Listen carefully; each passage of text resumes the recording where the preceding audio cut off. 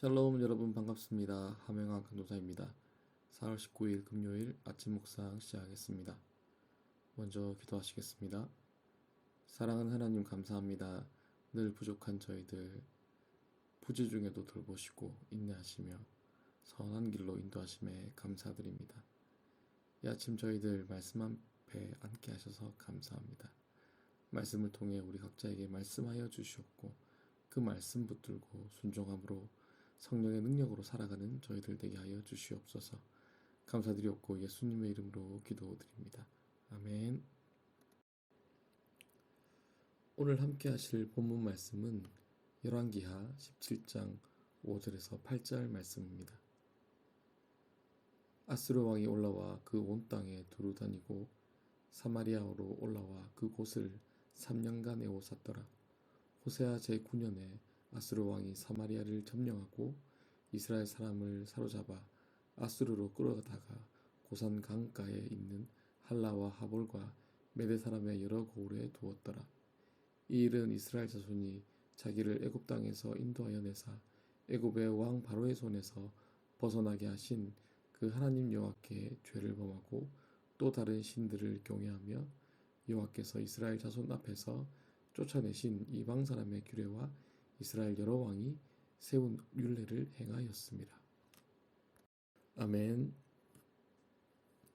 오늘 아침 묵상은 우리는 왜 실패하는가 라는 제목으로 하나님 말씀 함께 나누겠습니다. 오늘 본문은 우리가 다 알다시피 BC 722년 북이스라엘이 멸망하던 때를 배경으로 하고 있습니다. 오늘 본문 열왕기상 17장은 북이스라엘이 멸망하게 된 이유를 7절과 8절에서 크게 세 가지로 요약하고 있습니다. 첫째, 이스라엘 백성들은 하나님과 맺은 언약을 스스로 파기하였습니다. 둘째로 그들은 하나님과 함께 이방신을 겸하여 섬겼습니다. 셋째로 이방의 규례와 이스라엘 왕들이 세운 악한 규례를 따랐습니다. 그 악한 규례는 열왕기상 12장 25절에서 30절에서 기록하고 있는 두 금송아지를 만들고 제사를 드리게 된 사건을 말씀하고 있습니다. 오늘 이 시간에는 이러한 이유들에 공통적으로 제공되고 있는 종교적 혼합주의적 모습에 대해 생각해 보고자 합니다. 종교적 혼합주의의 원어적 의미는 결합하다는 뜻입니다. 모든 이방 종교의 좋은 요소들을 연구하고 종합하여 혼합하자는 이론입니다. 즉 모든 종교를 상대적이고 포용적이며 실용적 측면에서 구별 없이 수용하는 자세를 말합니다. 이러한 사상이 가지고 있는 궁극적 문제점 혹은 위험성은 신앙을 하나님의 관점에서 바라보지 않고 사람의 관점에서 바라보고 있다는 점입니다. 타락한 북이스라엘도 하나님의 존재에 대해서 부정하지 않습니다. 표면적으로는 하나님을 섬깁니다. 그러나 그 방식이 하나님을 전혀 고려하지 않고 종교적 형식에만 집착하고 있다는 것입니다. 그들의 상황에 따라 하나님께서 주신 계명을 편의적으로 적용하고 그 모양만 따랐다는 것을 말하고 있습니다. 즉 정작 하나님이 계시지 않는 제사, 하나님과 관계없는 계명을 지키고 있다는 것입니다. 그 계명은 사람의 상황에 따라 자의적으로 해석되고 적용된다는 것입니다. 심지어 표면적으로는 하나님을 섬기는 모양을 갖추고 있지만 실질적으로 이방신들에게 절하며 그 규례를 따랐다는 것입니다. 하나님이 계시지 않는 제사와 계명은 더 이상 아무런 가치가 없는 것입니다. 그리고 그 끝은 멸망일 수밖에 없습니다. 오늘 우리가 살아가고 있는 현대사회는 어떻습니까? 현대사회의 이론과 사상은 이미 하나님의 존재와 성경의 권위를 배격하고 더 나아가 존재 자체를 부정하고 오직 인간의 이성만을 실체적 가치로 여깁니다. 성경적 세계관은 철진한 유물에 지나지 않으며 시대착오적 시각으로 매도합니다. 이러한 시대를 살아가고 있는 현대 기독교인들에게 이스라엘의 멸망은 재조명되어져야 할 것입니다.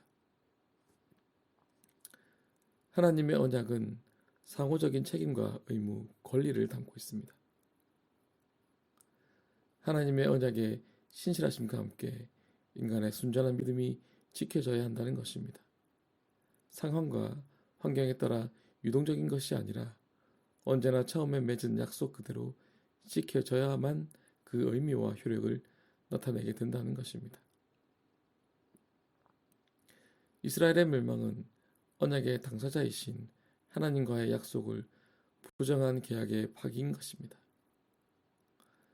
그렇다면 그 언약의 효력은 소멸되는 것입니다. 그 책임은 신의 성실로 지키지 못한 인간의 몫인 것입니다. 즉 사망인 것입니다. 예수 그리스도의 십자가 사건은 사망에서 피할 길 없는 인간을 향해 하나님 스스로가 유일한 소망이 되신 사건인 것입니다. 그러므로 은혜인 것입니다. 오늘날 우리들의 모습은 어떻습니까? 교회를 올 때는 경건한 기독교인의 모습으로 서로를 대하고 있지만 교회 밖을 나설 때는 세상의 가치관과 이성의 영향력 아래 살아가고 있지는 않습니까? 성경은 현실하고 달라 그렇게 스스로를 정당하고 있지는 않습니까? 믿음은 너무 티내지 않고 적당한 게 좋은 거야 라고 합리화하고 있지는 않습니까? 그렇다면 이미 우리는 종교적 혼합주의적인 삶을 살아가고 있다는 증거입니다.